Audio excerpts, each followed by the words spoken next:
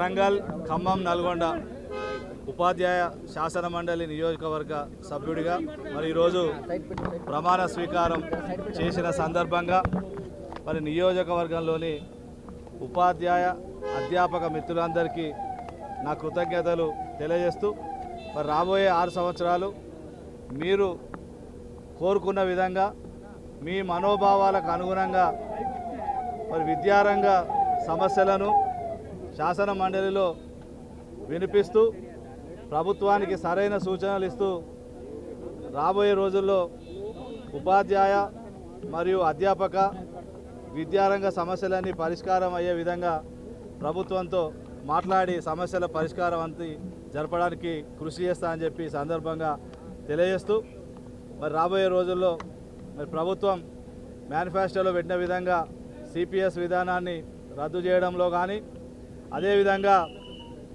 మరి పెండింగ్ డిఏలు 5 డిఏలను కూడా విడుదల చేసే విషయంలో పెండింగ్ బిల్లుల విషయంలో దాంతోపాటు అతి ముఖ్యమైన పిఆర్సి రిపోర్టును మరి వెంటనే తెప్పించుకొని మరి ఒక మంచి పిఆర్సి గత పిఆర్సి కన్నా మెరుగైన పిఆర్సి ప్రభుత్వం ఇవ్వాలని ఆ విధంగా నేను ప్రభుత్వంతో ముఖ్యమంత్రి గారితో మాట్లాడి ఈ సమస్యల పరిష్కారం మరి దీంతో పాటుగా అతి ముఖ్యమైన సమస్య ఉద్యోగ ఉపాధ్యాయ పెన్షనర్లకు మరి హెల్త్ కార్డులు అందించాల్సిన అవసరం ఉంది.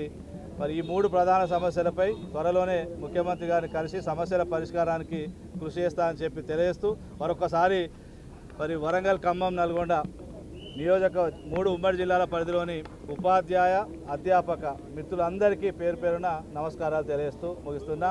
జై తెలంగాణ. మరిన్ని వీడియోస్ కోసం ఛానల్ ని సబ్స్క్రైబ్ చేయండి. లేటెస్ట్ అప్డేట్స్ కోసం వాట్సాప్ ఛానల్ ని ఫాలో అవ్వండి. ఆ లింక్ డిస్క్రిప్షన్ లో ఉంది.